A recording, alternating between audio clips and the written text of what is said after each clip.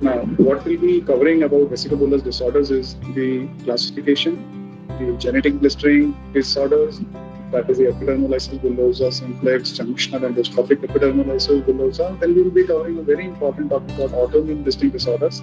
These are known as pemphigus group of disorders that can consist of pemphigus foliaceus and pemphigus vulgaris. Then bullous pemphigoid, cicatricial pemphigoid, herpes gestationis, linear IgA disease, chronic bullous disease of childhood, dermatitis herpetiformis, epidermolysis bullosa acquisita, and last we'll be covering what are the approaches to the vesico-bullous disorders. As you all know, the vesicle and bulla are both the primary lesions of the skin. What is a vesicle? Vesicle is basically a primary disorder, that is accumulation. This is fluid which is collected less than 0.5 centimeter in diameter. What is a bulla? Bulla is a larger vesicle which is over 0.5 centimeter in size. So vesicles and bulla are basically primary lesions of the skin, and they are accumulation of fluid within or beneath the epidermis. Now, vesicobullous would be due to many other reasons. We would be covering about the primary events. That means the primary event is blistering in the form of vesicle or bulla, and vesicobullous can be found in many other conditions, secondary conditions like viral infections that are commonly heard about of chickenpox, herpes zoster, or secondary due to burns, due to friction, trauma. These all can lead to bullous lesion, vesicobullous lesion, but these are secondary lesions. Primary lesions are in autoimmune disorders or genetic disorders, which we'll be covering today. So, due to genetic mutation or autoimmune responses would be covering today, and the pathology would lie in the epidermis or dermoepidermal junction or the dermis. Now, the classification of vesicobullous disease is either they are inherited genetic blistering disorders or acquired autoimmune blistering disorders. Now, this autoimmune chunk is quite a big chunk. Inherited genetic blistering disorders are called epidermolysis bullosa. These are group of genetic skin disorders. Blistering of skin and mucosae at birth or soon afterwards takes place, following mild mechanical trauma. That is very important. The fine mechanical trauma would lead to formation of vesicular bulla. These are also known as mechanobullous disorders. There are three main types of epidermolysis bullosa. The commonest is called the epidermolysis bullosa simplex, in which the split, the bulla are formed in the epidermis. So they are very superficial. Then junctional epidermolysis bullosa, the split is around the basement membrane zone. BMZ means basement membrane zone. So basically there is epidermis, then there is dermis, and in between them is the basement membrane zone.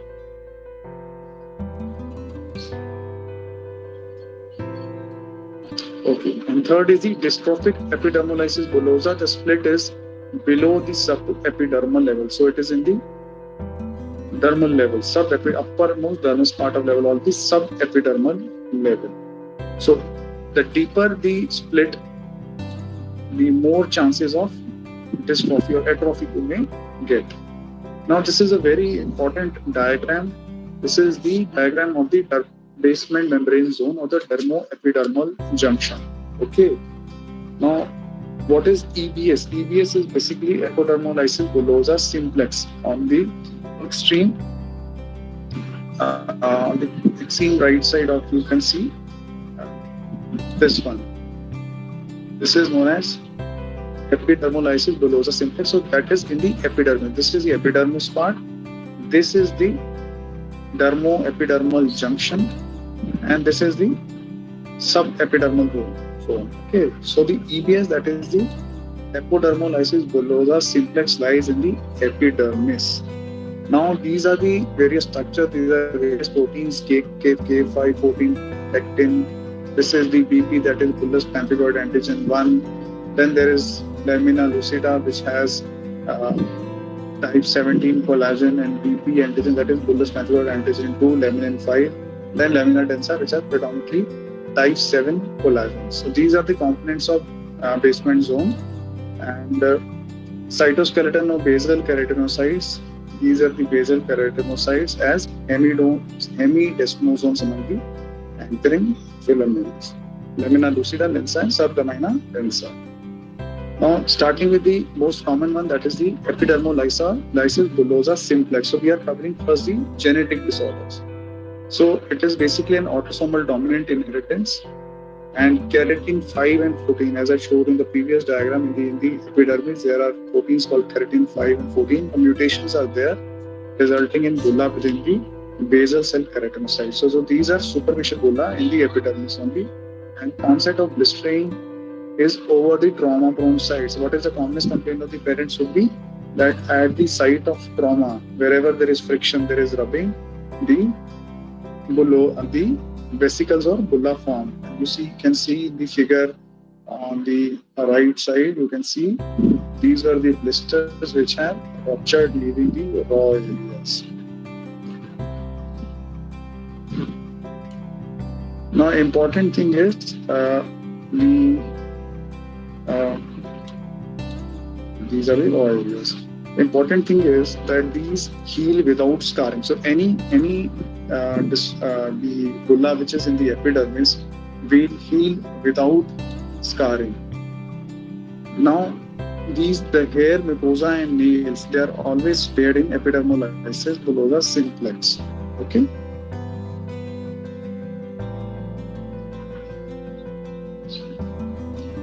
Laminin 5 and bullous 2 enzyme, that is the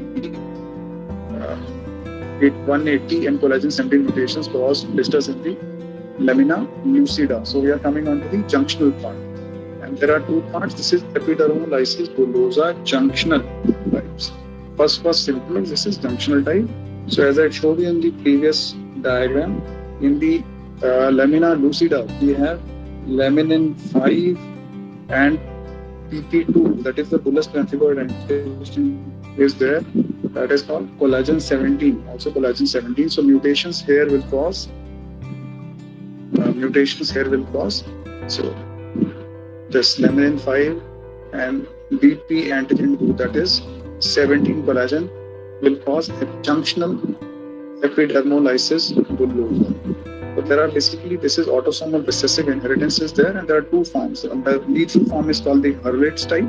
There are laminin 5 mutations, and non-lethal is called the non-Hurwitz type or laminin 5 or BP180 mutations, in which the lifespan of the patient is normal. They can be present at birth or soon afterward, and severe skin fragility is there. And this severe skin fragility is there. The level of split, as I told you, is deep at the lamina lucida, that is the dermoepidermal junction. There is extensive blistering and denudation. That means there is a lot of blistering, and sometimes the child is born with lot of denudation. Denudation means there is a lot of loss of skin is there. Teeth may be malformed or prematurely lost, and nails may be shed. So this is the hallmark of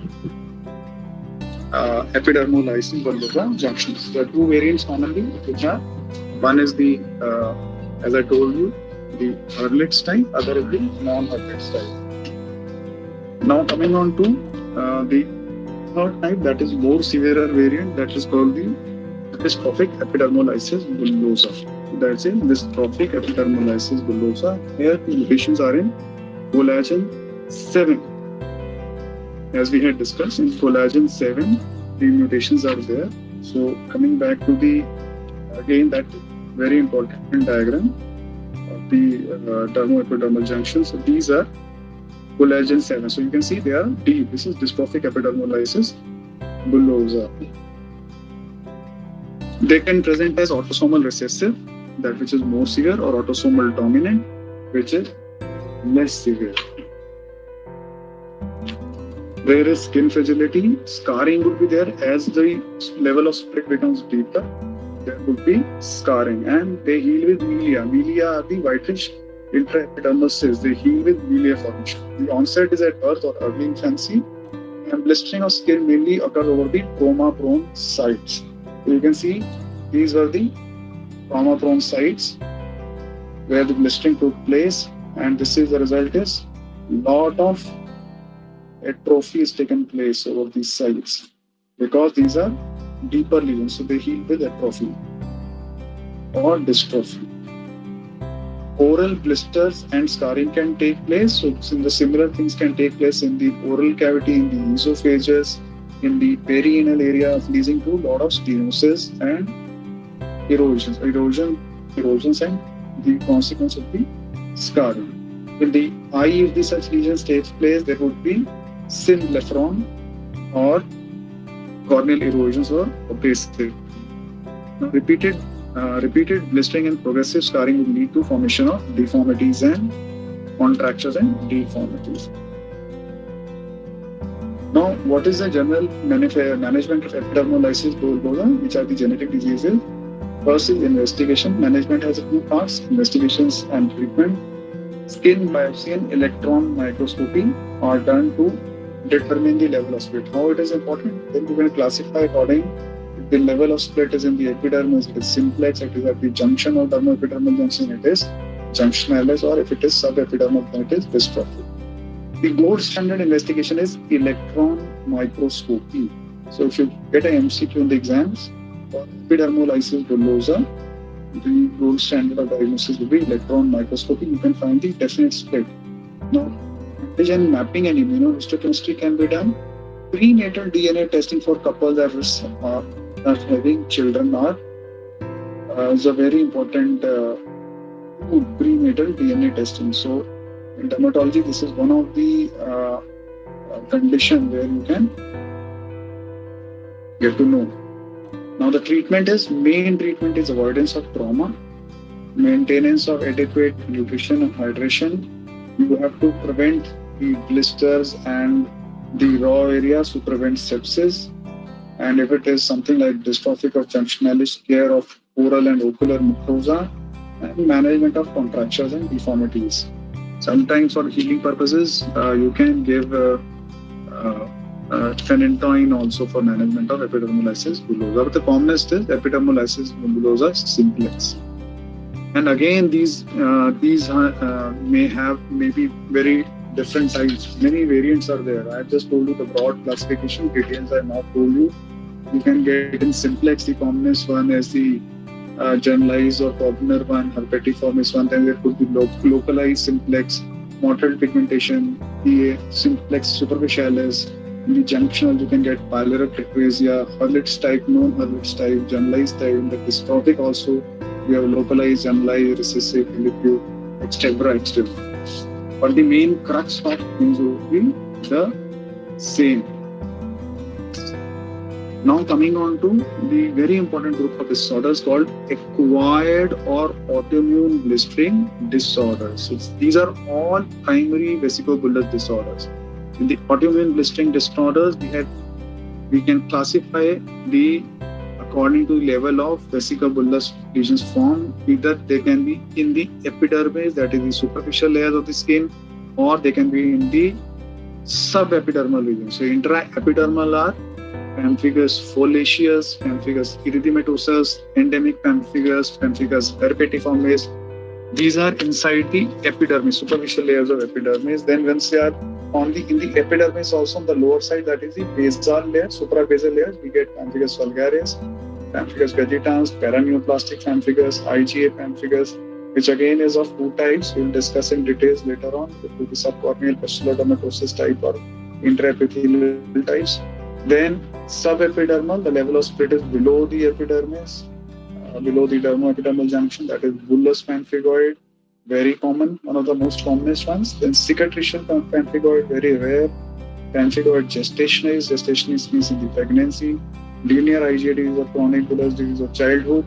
Dermatitis herpetiformis and epidermolysis bullosa equisita. Now epidermolysis bullosa equisita is not similar as epidermolysis bullosa simplex. These are genetics one. These are in adults you can get. We'll discuss in details. Now coming on to the pemphigus group of disorders, which are basically intraepidermal. The pemphigus is derived from the word called pemphix, which means blister or bubble. And pemphigus are a group of autoimmune blistering diseases of skin and mucous membranes. So you can get involvement of skin as well as oral mucosa, genital mucosa, nasal mucosa, or the eye also in pemphigus. So what do you get once you do a skin biopsy? In histology, you get intraepidermal blister. So pemphigus, the intraepidermal blister means the level of bulla or the split are inside the epidermis, and there is loss of cell-to-cell adhesions and suppression of keratinocytes. These special cells are known as acantholytic cells. You know what happens is the keratinocytes are attached to each other by desmosomes. And within this pemphigus, which is autoimmune disorder, the antibodies target these desmosomes and these cells are separated.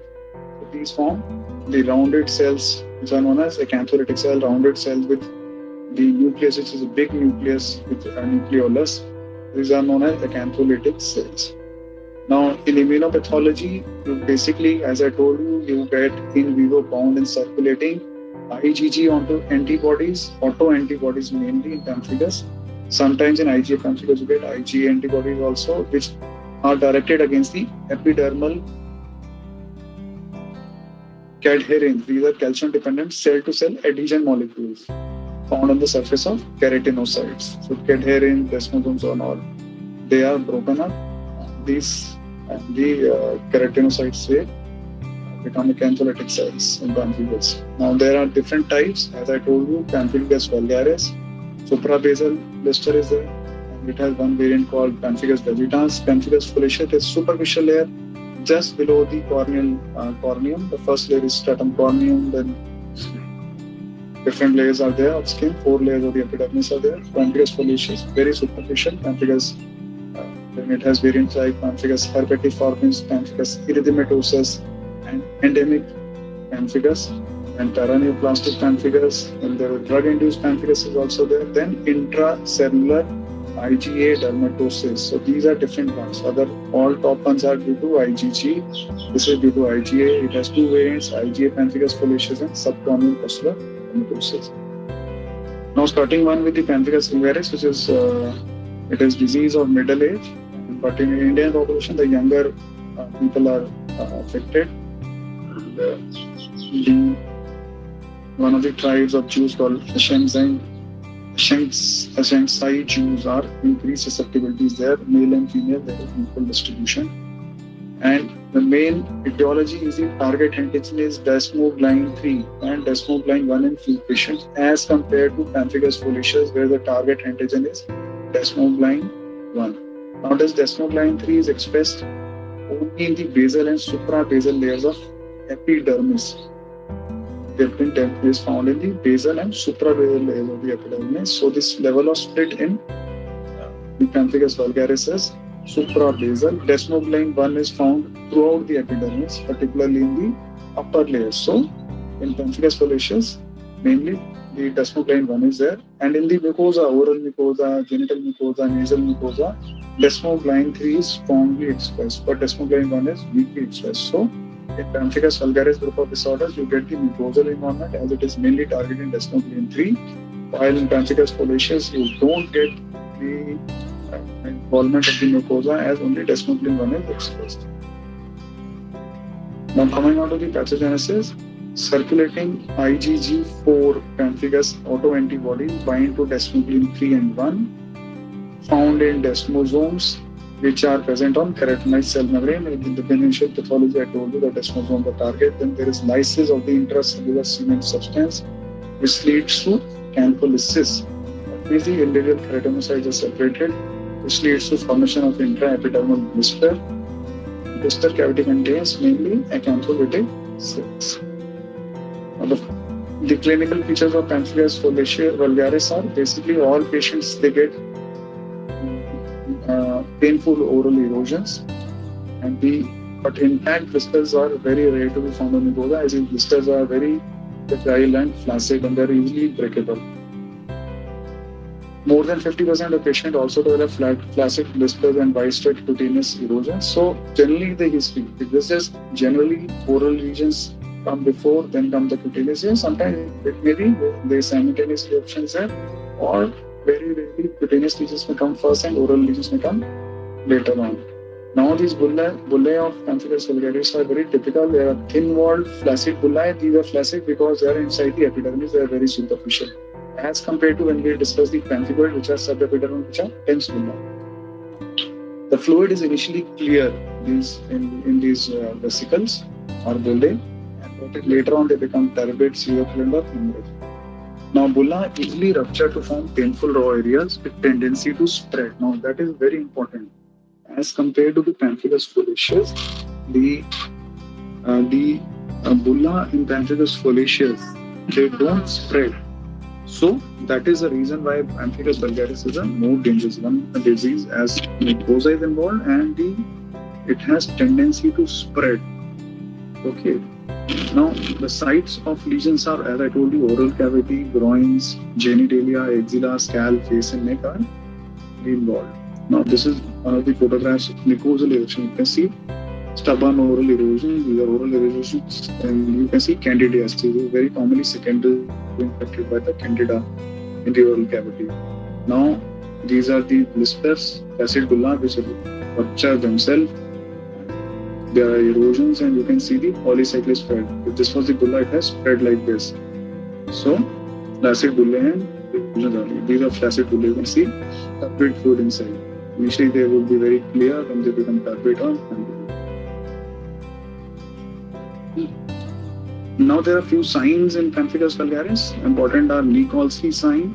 This is basically the lack of cohesion within the epidermis, causes its upper layer to easily move laterally with slight pressure or rubbing in active tissue of pemphigus. So what happens is, if there is a bulla, this is the bulla, you can see the blister, you have to give a tangential pressure with the thumb adjacent to the blister, and the skin will peel off. This is known as Nikolsky sign. That means there is lack of cohesion within the epidermis. Now, second sign is called the bulla spread sign or Ashko-Hansen sign. This is very important. You can get an MCQ also on Ashko-Hansen sign. This is basically done in the center of the bulla. You press with the, you just give a press and you mark the bulla before pressing it. So this bulla is marked with the pen. You can see the boundaries, and it spreads beyond the marked lesion. So that means the lesions are active. The pemphigus is active. The gentle pressure on entire bulla forces the fluid to spread the skin away from the site of pressure due to lack of cohesion of keratinocytes. So that means the antibodies are active. They are acting on the desmosome and causing the lysis of the keratinocyte and separating them. Then there could be secondary infection of the lesions that could lead to sepsis, electrolyte imbalances, etc. Now, another pemphigus vegetans, it is a variant of pemphigus vulgaris. These are flaccid blisters initially formed, they erode, then they form phagoid vegetative lesions or proliferate, papilomatous proliferation, and commonly they are found on the intertriginous areas. The intertriginous means between the two folds, like groins, behind the ear.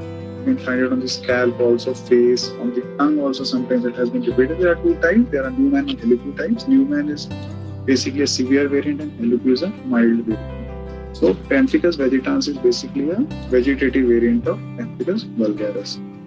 Now, how do you diagnose pemphigus vulgaris? I have told you that you can do Nikolsky sign, Ashko-Hansen sign.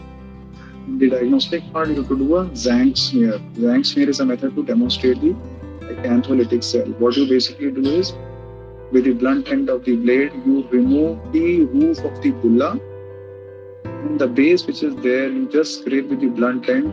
You remove the roof of the bulla with the blade. With the blunt end of the scalpel blade, you scrape the base, put it on a slide, and do a Giemsa staining, and you will see acantholytic cells in the slide. The acantholytic cells, as I told you, are basically they are the keratinocytes. They are large round cell with hyperchromatic nucleus and perinuclear halo due to peripheral condensation of cytoplasm. These cells are large. The nucleus size is also very large. In the histopathology, you get, once you do a biopsy, what you get? Suprabasal cleft. So level of bulla formation is at the suprabasal, stratum basale. Suprabasal cleft with acantholytic cells. Inside that cavity would be cantholitic cell. This is typical known as tombstone appearance. There would be perivascular infiltrator lymphocytes and neutrophils. And if you do a immunofluorescence, direct immunofluorescence, you get deposition of IgG, that is, and C3 deposits. And this typical pattern is known as fishnet or honeycomb pattern. So this is Young smear. You can see the cantholitic cell. This is a cantholitic cell. This yellow marked one. This is a large cell. This big nucleus with perinuclear halo is there. These are the cantholitic cells. Then this is histopathology. You can see this is a super. This is the epidermis, and this is a stratum basale. This is the cavity, and these are filled with the cantholitic cells. Now this is the photograph showing the direct immunofluorescence, and this is Ig deposition inside this is supravedal area. Ig deposition in fishnet pattern. So you can get MCQs with the exam that fishnet pattern is found in which the cantholitic cells are found in all intraepidermal blistering diseases, cantholitic cells will be seen. Now, treatment of pemphigus vulgaris and Risvarian. Now, pemphigus vulgaris is basically, it needs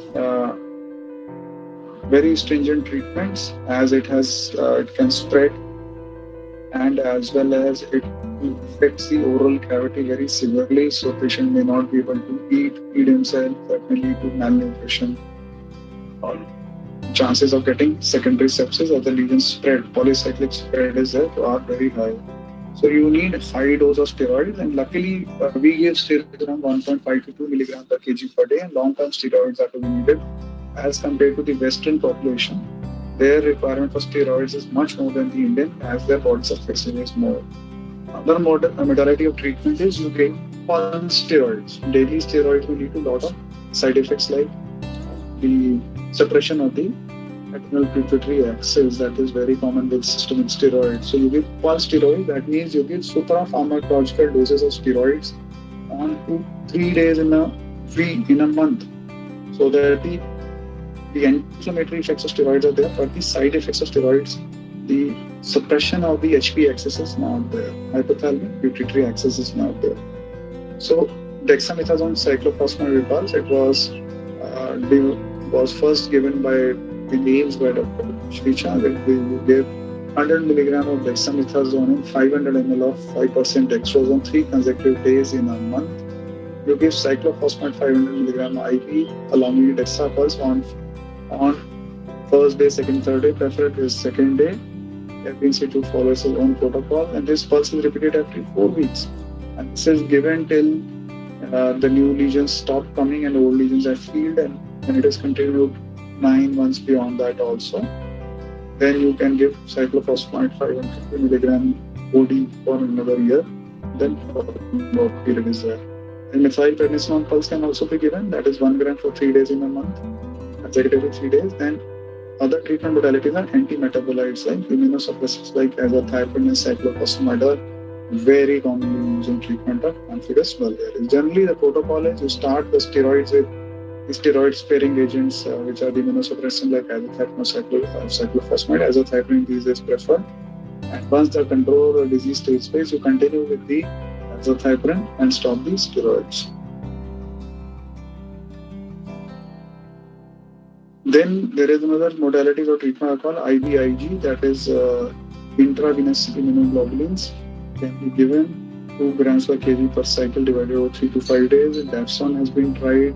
Results are not that great in pemphigus vulgaris group of disorder. And cyclosporin has been tried, and rituximab is coming up as one of the treatment of choices. It is basically a biologic agent. This is targets the CD20 monoclonal antibody. It is anti-CD20 monoclonal antibody, and dose is 375 milligram per meter square, that is the body surface area. Once we follow a protocol of twice a month, every 2 weeks. It is given, and you may get an MCQ. The treatment of choice these days may be rituximab, but otherwise it is high dose steroids. Other treatment modalities tries are plasmapheresis. Now coming on to the pemphigus foliaceus, which is a very milder variant as compared to the pemphigus vulgaris. It is less severe than in pemphigus vulgaris and not severely ill. Basically, lesions are in the seborrheic distribution, that is the face, scalp, upper trunk, and scaly crusted cutaneous lesion will be found. As the vesicle is very superficial, just below the stratum corneal, they are rarely found. You generally find the crusted lesions. There is no mucosal improvement. As I told you, the desmoid line 1 is not found inside the oral mucosa, so the oral mucosa is not involved. It may remain localized for years and then may rapidly progress, may produce erythrodermic or exfoliated dermatitis. So one of the causes of erythroderma is really pemphigus foliaceus. Nikolsky sign is present. As I told you, just perilesional, give a tangential pressure, the skin will peel off. And the histology, once you do a biopsy, you get subcorneal blister with neutrophils in the blister cavity, as compared to supraversal blister of pemphigus vulgaris. Direct immunofluorescence, you get intracellular deposition of IG4 in desmoglein 1. So this is a photograph of a patient showing crusted lesions in the classical seborrheic disorder. This is chest, and these are crusted erosions are present, and this you can see the blister. This is just the stratum corneum. Just below that it is subcorneal blistering. And one of the variants of pemphigus foliaceus is pemphigus erythematosus, also known as senior Usher syndrome. It's a localized variant of pemphigus foliaceus. Typically, scaly and crusted lesions are found in the other seborrheic distributed areas. Oral mucosa are rarely involved. It is not involved in the pemphigus foliaceus. And you can find the immunological features of lupus erythematosus, also lupus erythematosus, these type of lesions. So IgG and C3 deposition on cell surfaces of keratinocyte, which is a hallmark of pemphigus foliaceus, and granular IgG and C3 on basement membrane zone, in addition to circulating ANA. So pemphigus erythematosus, combination of pemphigus foliaceus with lupus erythematosus. It may be associated with myasthenia gravis or thymomas. Now coming on to pemphigus herpetiformis. It is again a rare atypical variant of pemphigus, and it resembles dermatitis herpetiformis, which will be assessing later. You get herpetiformis is group cluster of lesions. So white cell clusters of pruritic papules and vesicles develop on an erythematous background. And most patients with herpetiform pemphigus have a clinical variant of pemphigus foliaceus, and the remainder may have a variant of pemphigus vulgaris. You basically find in the biopsy eosinophilic spongiosis and subcorneal pustules without acanthosis histologically. IgG autoantibodies are directed against the cell surface of keratinocytes, and this target antigens are desmoglein 1 as in pemphigus foliaceus in most of the cases, but rarely desmoglein 3 may also be targeted. Another variant of pemphigus foliaceus is known as Fogo-Selvagem, that is endemic pemphigus. It is found in Brazil, endemic in Brazil, South American countries, mainly Brazil, common in children and young adults, and the risk factors are supposed to be the bite of the arthropod bite called black fly. Initial lesions are flaccid bullae, and Nikolsky sign is positive. Common areas involved are head and neck involved first. You get a burnt appearance and burning sensations. So reason for that, Fogo-Selvagem, that is wildfire. Portuguese for wildfire. Mucous membranes are not involved, and histologically it is identical to pemphigus foliaceus. Now treatment of pemphigus foliaceus and variants. Topical steroids or intralesional steroids. Systemic steroids are, if required, are in use in lower doses as compared to 2 mg per kg body weight of in pemphigus virus, 20 to 40 mg per kg per day. That is something around 0.5 mg will do. Azathioprine, cyclophosphamide, immunosuppressant. Hydroxychloroquine can also be used again. IV immunoglobulins and Dapsone also give good results. Dapsone is sulfone. Now, drug-induced pemphigus, certain drugs like captopril or penicillamine may be associated with formation of blistering diseases. Penicillin pemphigus foliaceus commonly seen, then more incidence of pemphigus foliaceus than pemphigus vulgaris is penicillamine. Both penicillamine and captopril contain sulfadryl groups. This is important. The sulfadryl groups that are speculated to interact with the sulfatryl groups on desmoglein 1 and 3, leading to blistering. may lead to autoimmunity production and may interfere with the adhesive function of the desmogleins. Mostly, more of the patients, this blistering disorder goes off after the offending drug is withdrawn. Now, coming on to another term called paraneoplastic pemphigus.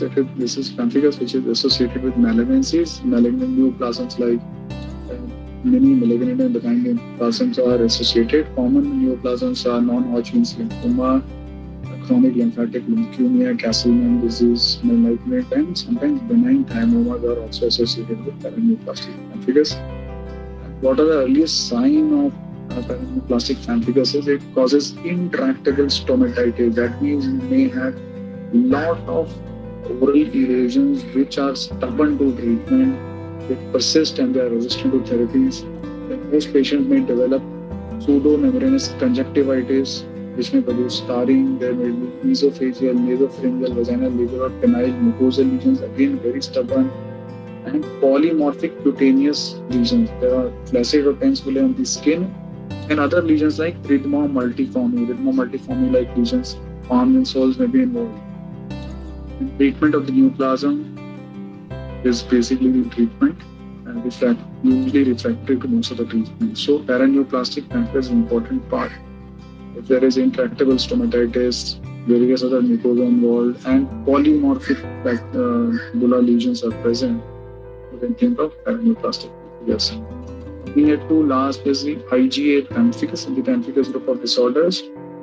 You get in these in middle age or elderly. There are two types: the subcorneal pustular dermatitis, that means just below the stratum corneum, or the intraepidermal neutrophilic, i.e. N-types in SPD. The IgA and autoantibodies, as compared to IgG antibodies in pemphigus foliaceus, there are IgA antibodies. They attack the upper epidermal surfaces, while in IgE autoantibodies are throughout the epidermis, entire epidermis. So you get flaccid vesicles or pustules. These to form annular pattern. The classical lesions are annular. They are arranged in an annular pattern with crust in the center of the lesion. The common sites are axilla and groin. Mucous membrane involvement is very rare. Pruritus is a significant symptom. So IgA disease, pruritus is important symptoms.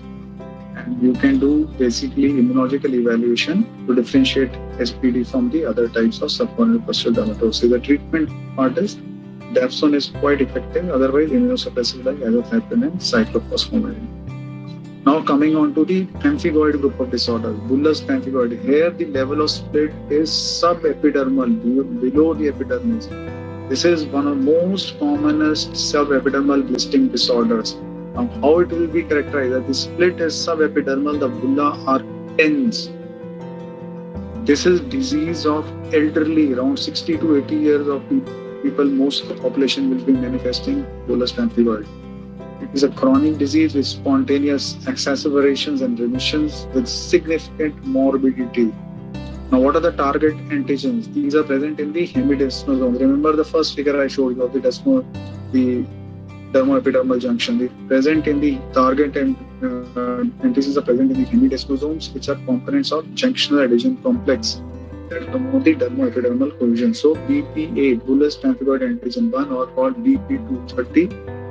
BP antigen 2, or called BP180, or type 7 collagen, that is 180 kilodalton, are the target antigens. The antibodies is a deposition of IgG, IgA, IgE antibodies and complement along the basement membrane. And on the pathogenesis of bullous pemphigoid, the circulating anti-BP180 and 1230 antibodies bind to the target antigens within the dermoepidermal junction. Campion pathway is activated, chemotherapy attractants are released. There is recruitment of these neutrophils.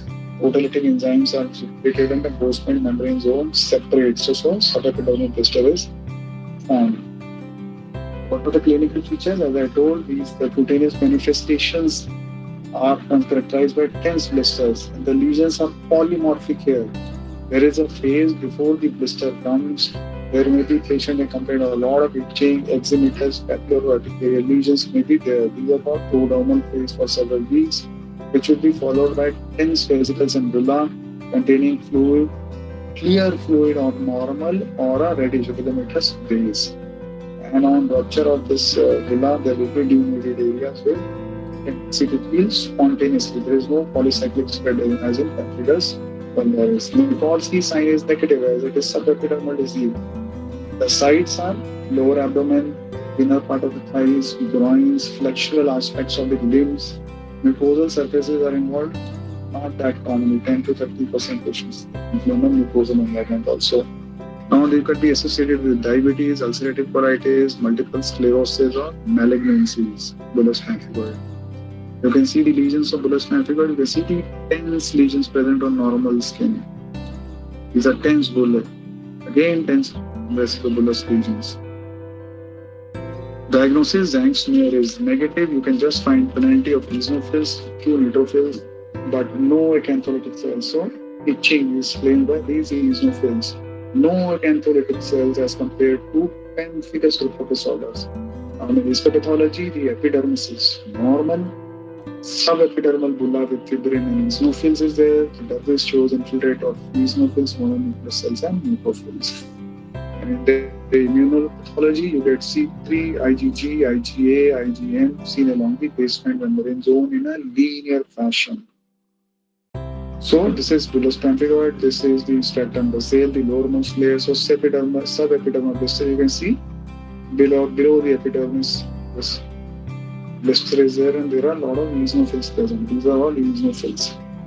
Now, DIF, that is the direct immunofluorescence, shows C3 deposition as a linear C3 deposition on the basement membrane zone.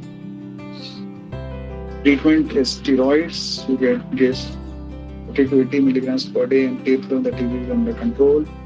The combination of tetracycline and nicotinamide is also effective. Immunosuppressants like azathioprine, cyclophosphamide, methotrexate can be given. Plasmapheresis, IV, gamma globulins are also given. Now, prognosis, Dapsone is also very effective. I just skip that. Dapsone is also quite effective in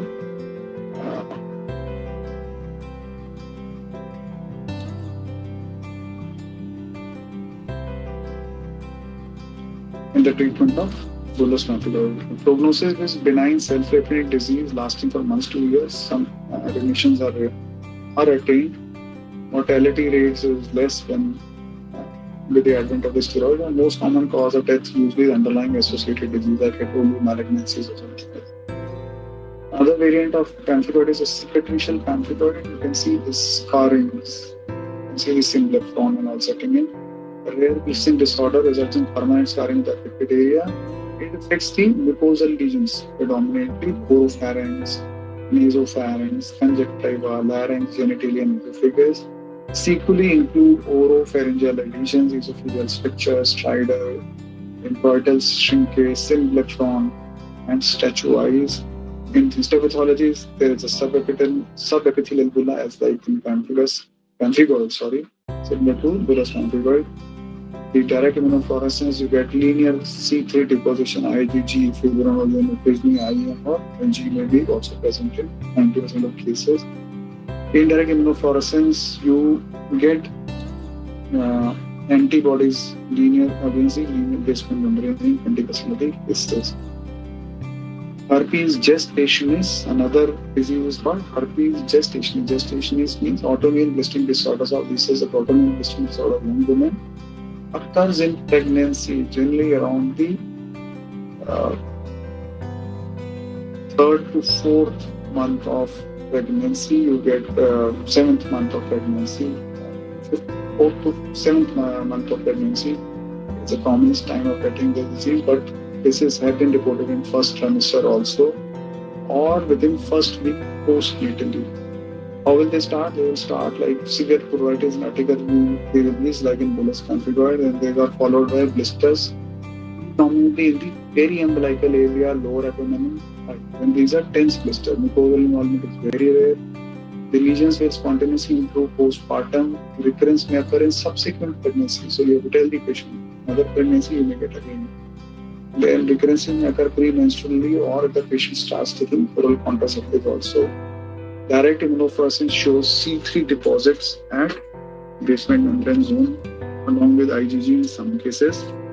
And treatment is systemic steroids. Systemic steroids are treatments which are given for treating of pemphigoid gestation or herpes gestation. The other word is also called herpes gestation, pemphigoid gestation.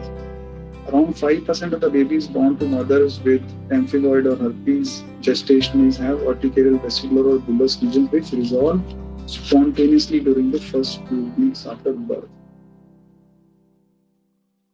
Prednisone in dose of 20 to 40 milligram kg. Sometimes higher doses may also be required in treatment of herpes gestation. Now coming on to the linear IgA disease. Linear IgA disease or LAD, it is also known as LAD, acquired subepidermal blistering disorder. Again, it is subepidermal, common in children and adults with skin and mucous content involvement. It is characterized by linear deposition of IgA as compared to the linear deposition of IgG in pemphigoid bullous pemphigoid. IgA is reported here. There are two main entities. In children, if it occurs, it is known as CBDC or chronic bullous disease of childhood. In adults, it is known as linear IgA disease. Overlap in clinical presentation of the two entities, but they differ in age of presentation and few clinical signs. In children, periorificial and annular lesions are more common in CBDC than in adult patients. Now, this is the photograph of the child CBDC. You can see the dense blister. They are forming string of pearls. The annular pattern is coming out, and dense vesicular lesions again, vesicular bullous lesions. CBDC, autoimmune subepidermal blistering disease of children characterized by IgA basement membrane zone. So it is one of the subsets of IgA disease. Linear IgA dermatosis or LAD. It's called LAD, linear IgA dermatosis. Onset is usually around 5 years of age. Urticarial plaques and blistering at the edges. String of pearls, appearance and localization lesions around the orifices, perioral and perigenital. So you get an MCQ. String of pearls is found in what? Spontaneous remission usually occurs with age. Direct immunofluorescence shows IgA at basement membrane zones. Treatment of choice is Dapsone. Usually you get a response within 1 to 2 days. It's 24 to 48 hours. They may be combined with steroids in refractory cases. Again, some photographs of CBDC, bulla arranged in circular fashion. These are pens bullae and these are again arranged in circular pattern or annular pattern. Coming on to dermatitis herpetiformis, DH. Again, it is an intensely pruritic, chronic, recurrent capillovascular eruption. It is very pruritic, chronic, recurrent, and you get papules and vesicular lesions. And mainly it is associated with gluten sensitivity enteropathy, which may be asymptomatic. You may not have signs of any gluten enteropathy underlying. Onset is usually between 20 and 55 years, mainly in males.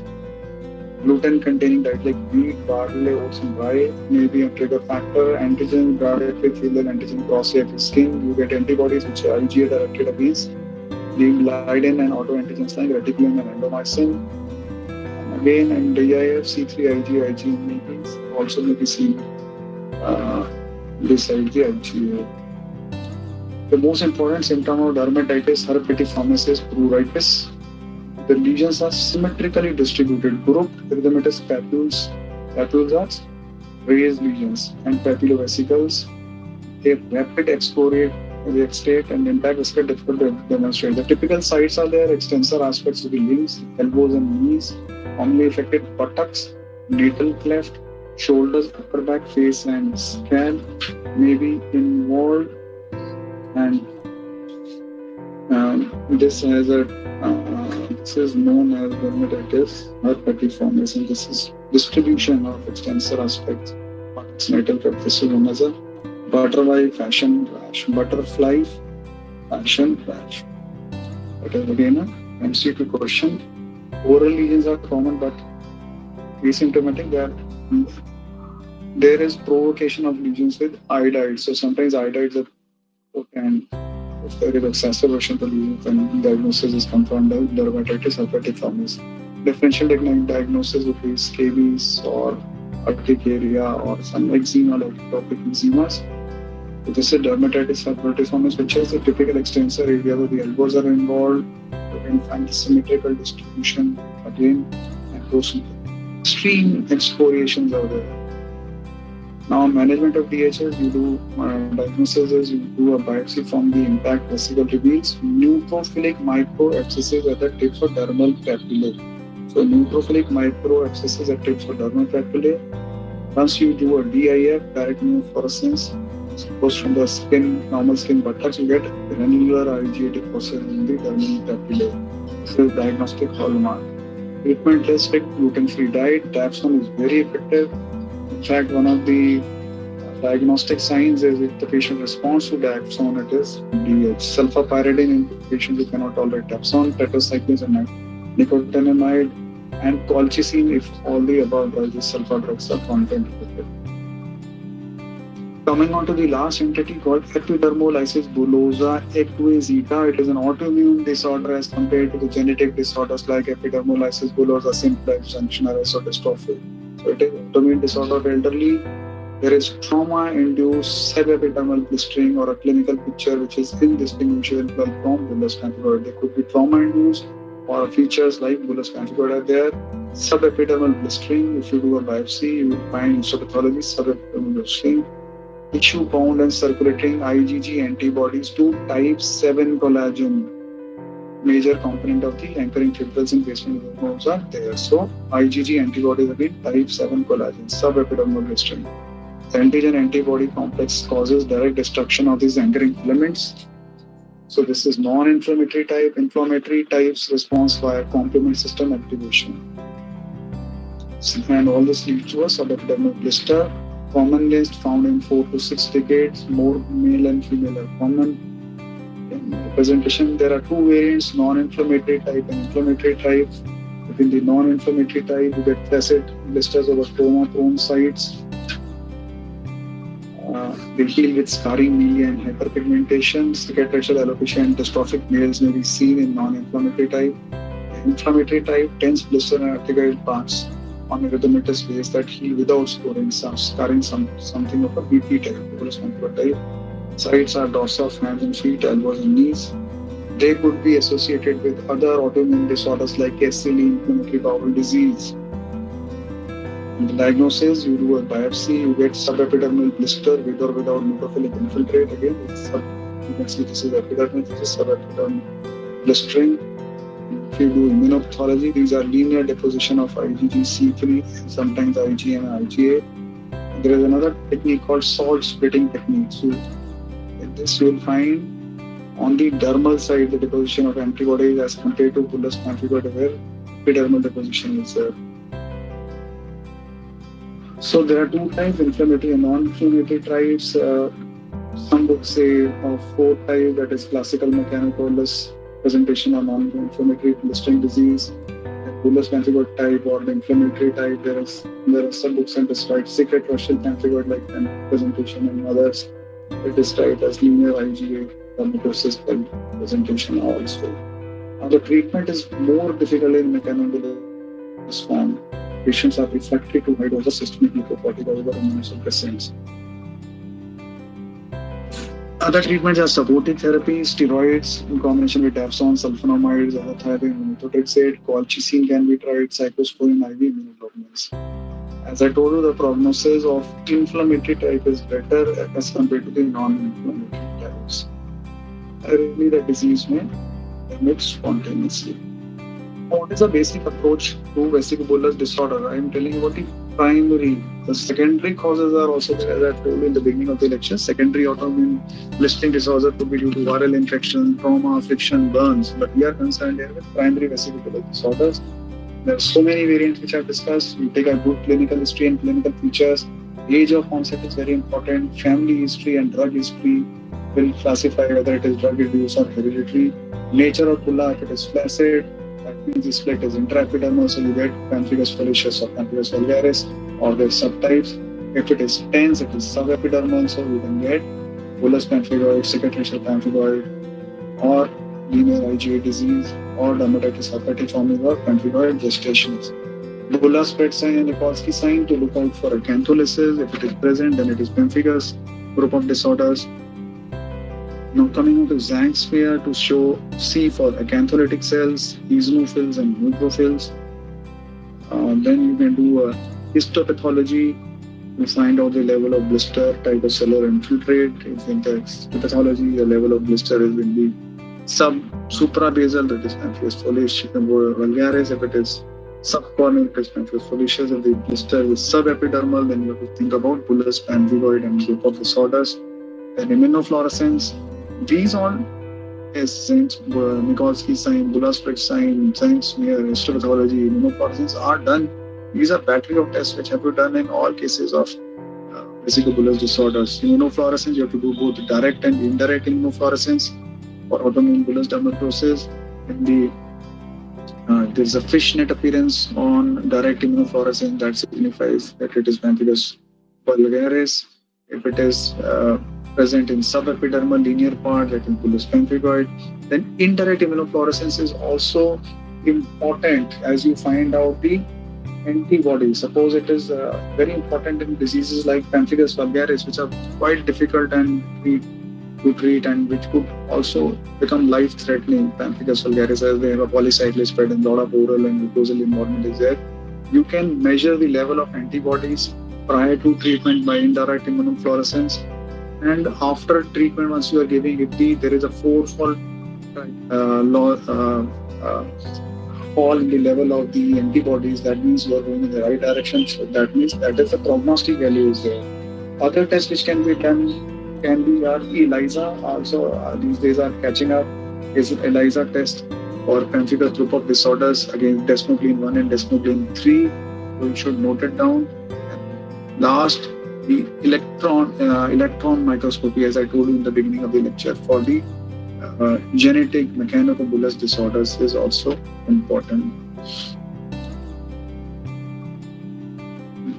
Just for the sake of rapid repetition, I have just put down few MCQs. Mikulski sign is commonly negative in.